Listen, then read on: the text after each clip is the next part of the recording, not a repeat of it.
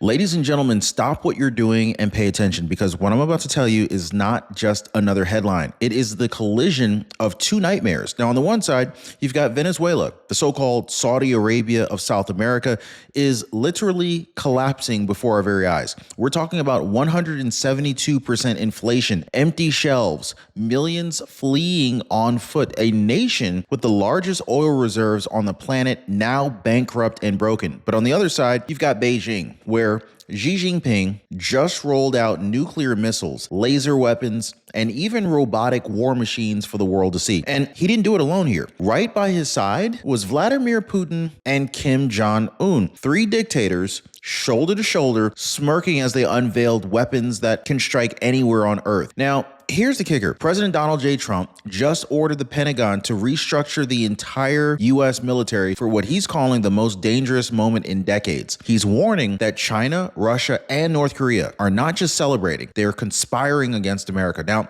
ask yourself this: is Venezuela's collapse just a tragedy of socialism, or is it the spark that sets off World War III? Now, stick with me, guys, because what we're about to see, what you're about to hear, will connect the dots. From the streets of Caracas to the parades in Beijing, we're going to show you guys exactly why President Trump is preparing for war. This is not theory. This is happening right now. Hit the like button and subscribe. Thank you so much, guys. I want to go ahead and start with Venezuela because this is the fuse that may already be lit. Now, on paper, Venezuela, it should be one of the richest nations on earth. The country is sitting on the largest proven oil reserves in the world, more than Saudi Arabia, more than Russia, more than the United States. This is why for decades they were called the Saudi Arabia of South America. But today, the same country is now in free fall. So in 2025, the inflation rate has blasted up to 172%. That means cash is worthless. People weigh stacks of bills instead of counting them. They're weighing the bills instead of counting them, guys. Understand, like, picture that, okay? More and more Venezuelans are resorting to bartering for food or for medicine. And food itself, food is disappearing. In fact, the United Nations says over 75% of the population is food insecure. Grocery stores are empty. Shelves in the grocery stores are empty. Blackouts are constant,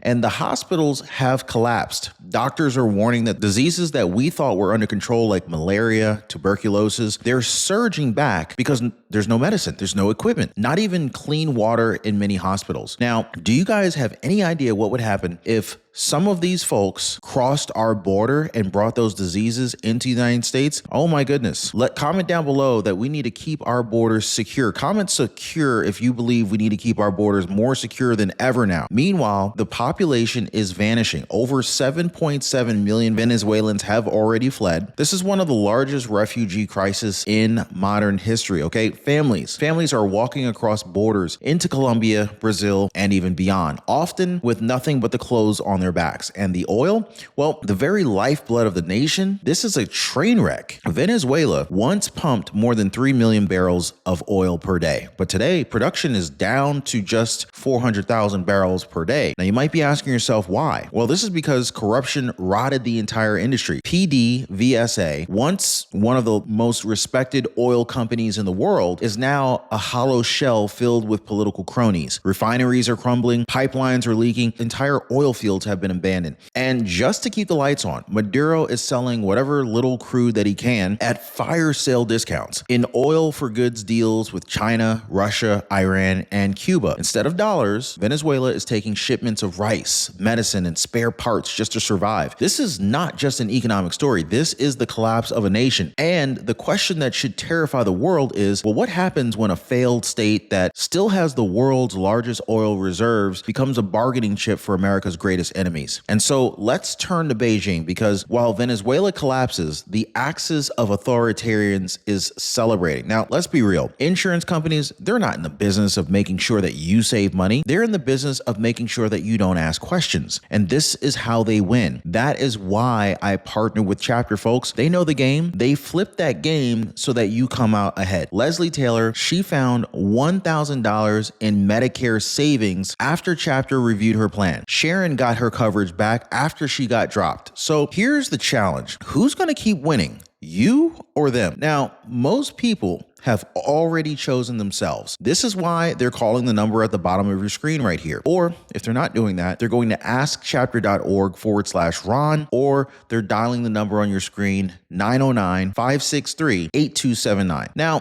while Venezuela is collapsing into the ground, look at what just happened on the other side of the world. September 3rd and 4th, Beijing. Xi Jinping rolled out the red carpet and held one of the most chilling military parades that we've seen in decades. It wasn't just about China flexing its muscles.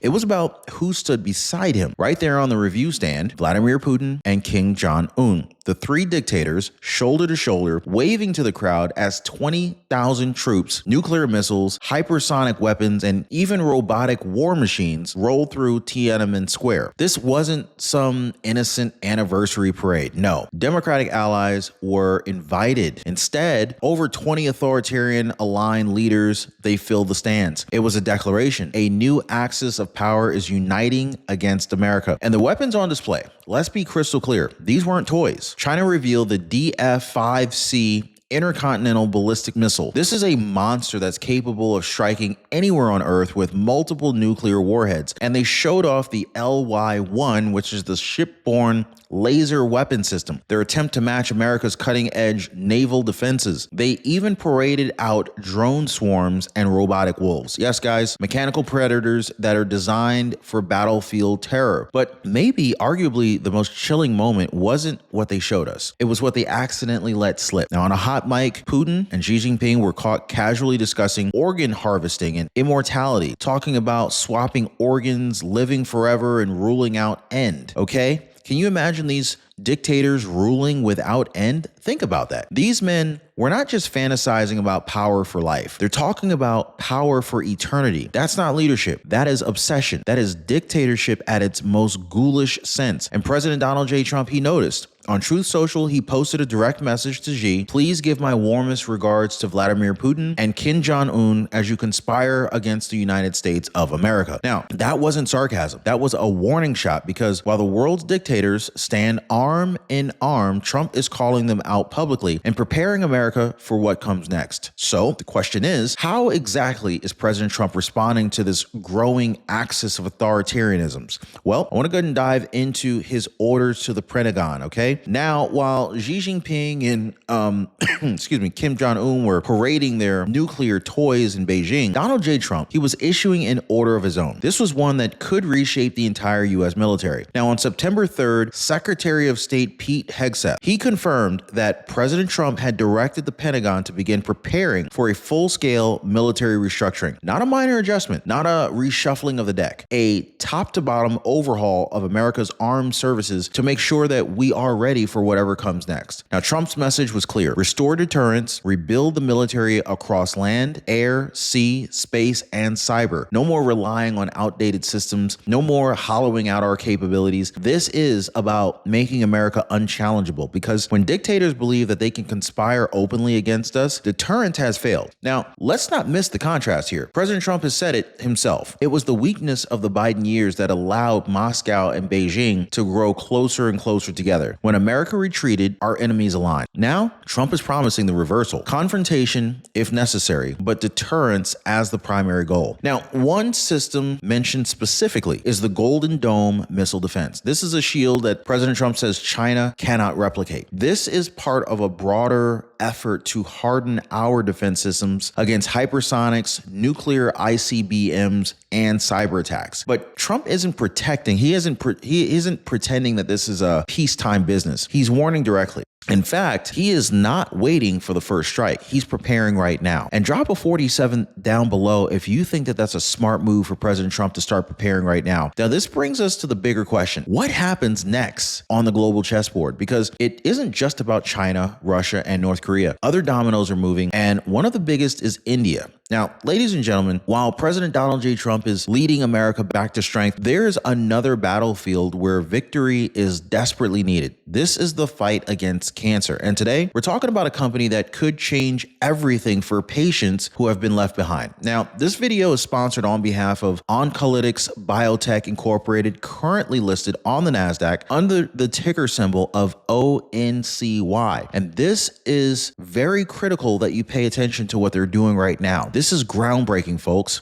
what they're building with their lead therapy, pelareorep, could make them one of the most important names in cancer immunotherapy. Now, guys, oncolytics is no longer just proving the science works. They're executing on a clear clinical plan. In fact, after years of early studies showing promise, the company has shifted into a divisive sprint toward regulatory clarity. Now, their top priority, this is a registration-enabled pivotal trial in the first-line metastatic pancreatic cancer. This is one of the most deadliest cancers in the world, with virtually no immunotherapy options available today. Now, this isn't a side project. In fact, the FDA has already granted pelareorep both fast-track and orphan drug designations for pancreatic cancer, which gives oncolytics regulatory advantages and accelerates the timeline. Now, they're actively working with regulators right now to finalize the trial design with overall survival as the primary endpoint. This is the gold standard in cancer trials,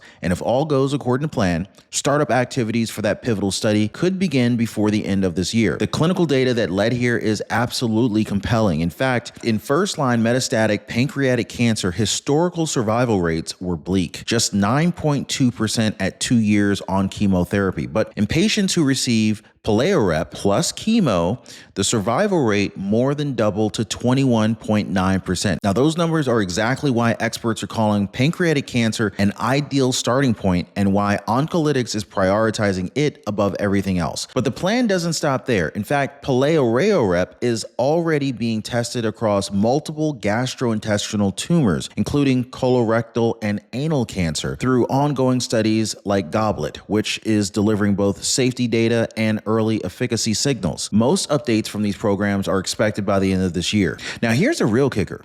Pelareorep isn't just about one cancer type. In fact, it's designed as a platform therapy, a treatment that can be combined with chemotherapy, checkpoint inhibitors, CAR T-cell therapies, and targeted drugs to make them all more effective. The goal is to position pelareorep as a backbone across gastrointestinal oncology, the same way President Trump has built tariffs into the backbone of America's trade strategy. Foundational, unavoidable, and very powerful. Now, of course, safety always matters. And here's the story. The story is strong. Pelareorep has already been dosed in more than 1,200 patients across trials, including over 300 with gastrointestinal tumors, and the profile remains consistent. Most side effects are mild, like flu-like symptoms, with no evidence that pelareorep makes chemotherapy any more harsh. That consistency gives regulators and potential partners even more confidence. So what's next on the clinical roadmap? Q3 2025 updated trial timelines for the pivotal pancreatic study. Q4 2025, trial startup activities could begin. End of 2025, new data from the Goblet program in anal carcinoma. In Q4 of 2025, patent extension updates, another important piece of the long-term plan. Now, just as President Donald J. Trump has shown America the power of execution and focus, oncolytics is executing on a clinical plan that could deliver survival benefits where almost no hope exists. Now, that's not just science, guys. That is legacy-building medicine. Now, folks, I am not an investment advisor, and this video should not be considered investment advice. Investors should always conduct their own due diligence before making any investment decisions. Now let's zoom out just for a moment, because this battlefield isn't just Venezuela collapsing or China and Russia marching together. Other dominoes are tipping, and they could decide whether this moment explodes into a global war. Just take India, for example, okay? You've got Prime Minister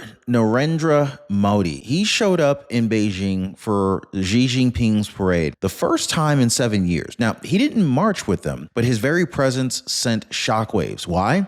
Because India is supposed to be one of America's most democratic counterweights to China. Yet, while Trump is trying to box Putin in, India has been buying up discounted Russian oil by the tanker load, feeding billions of dollars into Moscow's war machine. Now, President Trump responded the way that only Trump does. Tariffs. He slapped India with penalties and warned that the Middle East should step up and supply Modi instead. Now, in other words, if you don't stop funding Putin, we're gonna go ahead and cut off your excuses. But India isn't the only piece on the board. I mean, look at the power of Siberia 2 pipeline, okay? This massive project planned to pump 15% of China's energy needs straight from Russia. This is on track to be completed within the next decade. Now, think about that. A single artery connecting Moscow's oil wealth to Beijing's industrial might. Some analysts are already whispering, will someone have to blow it up the way Nord Stream was taken out? Now, meanwhile, Europe is shifting. After years of dependence on Russian gas, they're now buying American energy, realigning with Washington. But while the West regroups, the East is consolidating fast.